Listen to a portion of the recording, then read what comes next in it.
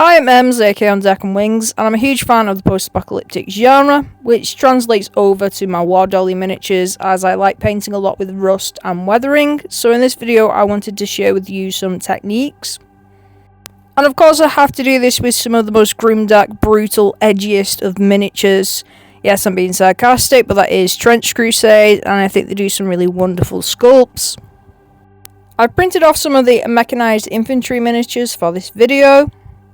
Just as a side note, I used Nova 3D's tough washable resin for these miniatures. They're a great resin brand, and I'll put the link in the description below where you can grab some.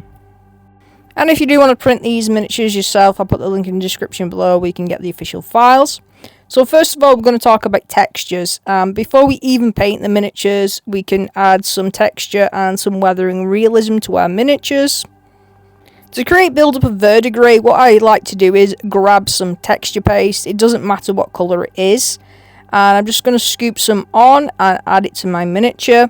You can add some water to this as well so it's not as thick. And I'm just going round and dabbing it on. You can always remove the excess afterwards. Now, if you don't want to waste your basing materials, you could just mix some PVA glue and sand with some paint if you want to and add that on instead. And that's really good if you want to weather and make things look textured on like a larger scale, like on some terrain, so you're not wasting as much basing materials. When it comes to weathering, you want to try and create some randomness with where you put your textures, as our brains will try and logically try and create patterns, so try and make it a bit less in some areas and a bit more in others. And the great thing about these miniatures is they're quite a blank canvas, kind of like Space Marines in Warhammer 40,000, so you have a lot of empty space in which to play around with and make it your own unique miniature. And as I said before, you can literally just glue some sand onto your miniatures or terrain to create like a build-up of verdigris, and it can be helpful too to get different grains of sand to create different textures within the model. So the next thing you can do to add texture, which I like doing, is adding battle damage. So if you get some pliers or a hobby knife as well, just be careful with your fingers. And then just go around and like clip some bits off the model. The great thing about this mechanized infantry is, like I said, there's a lot of flat surface areas. And this guy has a shield as well, so it's prime real estate for adding some textures and some weathering and battle damage. I'm adding it to the edges because logically that's probably where you would get the most battle damage, as he's deflecting off attacks. And there's something really satisfying about weathering miniatures. You feel a bit more hands-on and you don't feel as restricted as you do, say if you're somebody who likes painting really neat, like heavy metal style miniatures. These can be a nice change for you and it feels a bit more like arts and craftsy.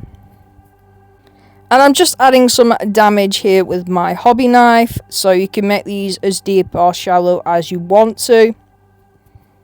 And these will create some recesses as well for later on when we add some washes. For the last part of adding textures before we paint the miniature, I'm going to be using a small drill to add bullet holes. Now you can get an electronic one if you want to, or you can just use a handheld one. Also, please be careful when you're drilling. Really, you should do this on a solid surface, and you can get small like jewelry vices to put your miniatures in so they're more stable. Also, if you're working with resin or even plastic when you're drilling into it and carving it up, it's worth putting on a respirator mask to save your lungs. I've added quite a few holes to the shield. Like I said, this is quite a blank canvas from which to work on and is quite a prominent feature on this Wardollie. And I think this shield is going to be really awesome once it's all painted up and weathered and sorted out. Once you're happy with all your textures, now it's time to move on to painting the miniature. So I've primed this miniature and this will secure in all that verdigris texture that you've added. I've gone with Bestial Brown from Colourforge. This is a really nice rusty colour. For this next step, I want to introduce you to chipping medium. So we're going to add this to the miniature now it's primed. And you can do this similar technique as well with hairspray. Basically with chipping medium, you just want to put it onto your palette and then put it onto a brush. It's better probably not using your best brushes for this, as it's quite a sticky substance. And I'm just adding it to the shield in quite big blobs. and then you can wait for this to dry. So you could use similar technique with hairspray, spray some onto the miniature. We're basically creating a layer over the top of the first primed colour, and then I'll explain what we're doing in the next part. Wait for the chipping medium or hairspray to fully dry and then prime your miniature again. I'm using Warmonger Green from Colourforge. Make sure you use a spray paint or an airbrush over the top of the first layer. And then what I'm going to do is reactivate the chipping medium or hairspray, and I'm just adding some water, so this will reactivate it. And now I'm going to be scraping the layer of paint away where I've added that water. This will create a rust effect as the chipping medium or the hairspray creates a barrier between the paints, so it allows you to scrape the top layer off easily. And you can use a stiff old brush or a toothbrush to get the same effect as well. You don't have to use a knife. Once you're happy with how the miniature looks, it's worth adding a layer of varnish so you don't accidentally reactivate the chipping medium or hairspray.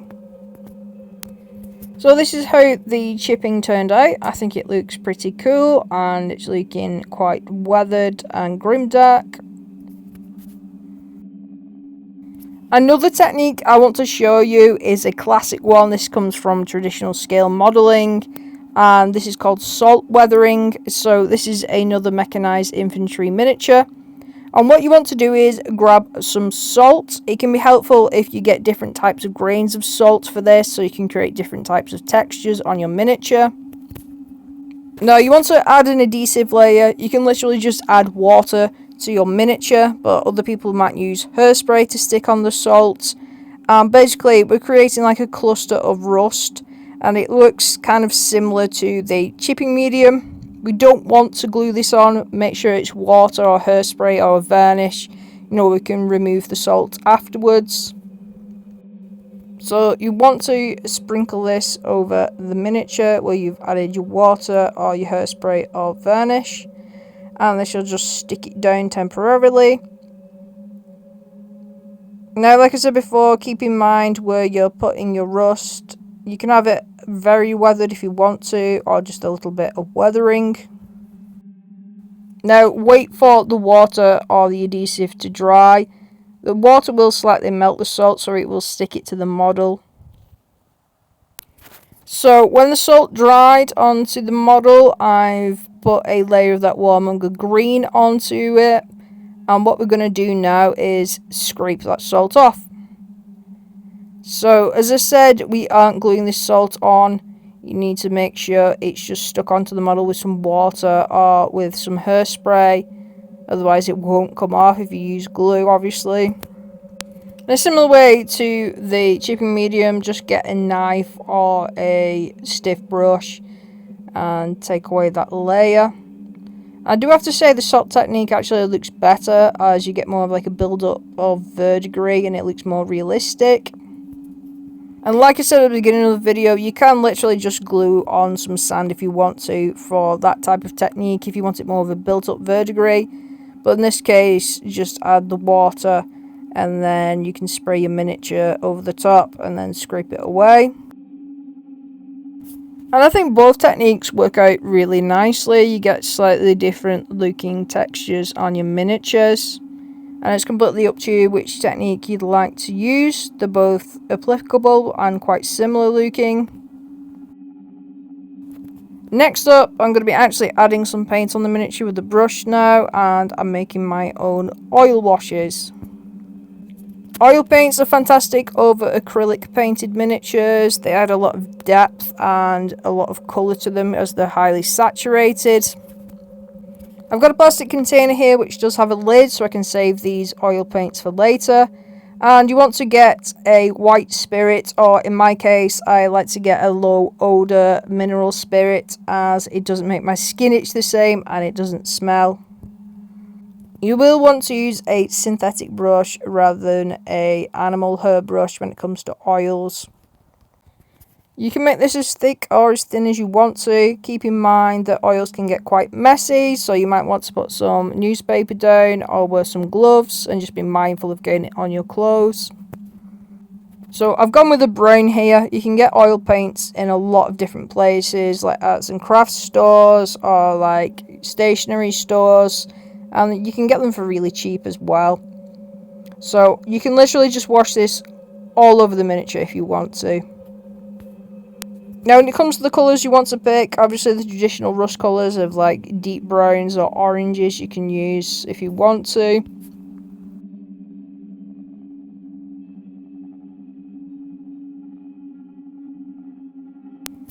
Let the oil settle on your miniature and then remove the excess. So leave it on for like a good 5-10 minutes to let it soak up into the recesses. And then get a cotton swab or wet wipe or a piece of tissue and then wipe away the excess, leaving it pooling in the recesses and some areas where you might want to leave some streaking effects. You don't have to just use oil paints for rust when it comes to miniatures, and if you get some base layers of acrylic paint down and then add some oil washes or to add some interesting features, they can be a really useful tool in your arsenal.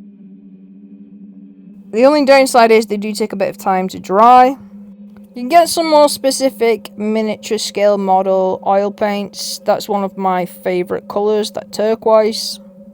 And I've just written above what the colour of the paint is and the brand. Now you don't have to make washes all the time in a container if you don't want to.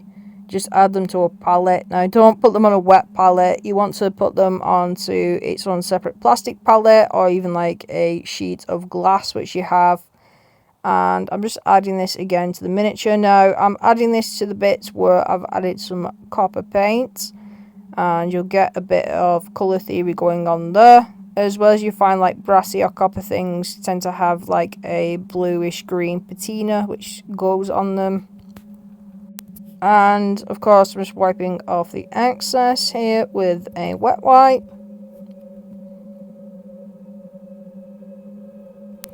For the last bit of techniques I want to do in this video is sponging on some texture or stippling it on. So this is quite a common one. So I've just got a sponge brush here and I've just added some orange paints. So I'm going to sponge this onto the areas where we have like that brown kind of colour where I chipped it through the miniature. And I'm just dabbing this on quite randomly. I don't want to have too much, I still want to have the other colours showing through. But this will just create some contrast and make the miniature look a bit more random and interesting, like it is actually weathered. You can also use an old worn-out brush for this, keep the paint quite chunky. And I'm just adding this, and it's quite splayed out, the bristles on this brush, so that will add to the randomness and the texture. For the very last part, I'm going to be highlighting the miniature. So I've mixed together a lighter colour so it matches the green of the armour. And I'm leaving this quite thick. And I'm sort of like edge highlighting, adding some highlights, but I'm not being too overly conscious with how neat these are. I want to have texture and randomness added to them.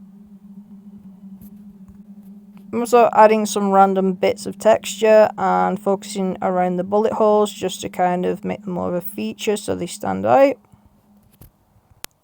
Obviously when things get worn out and rusty and left in the sun, they get bleached and turn a lighter colour.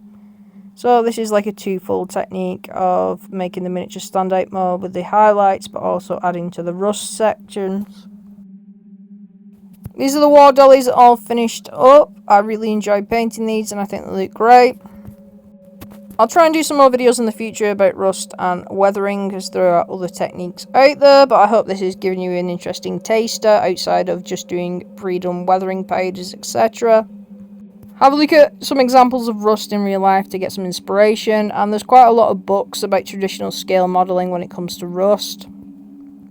As always, thank you for watching. I will have my links to my social media in the description below.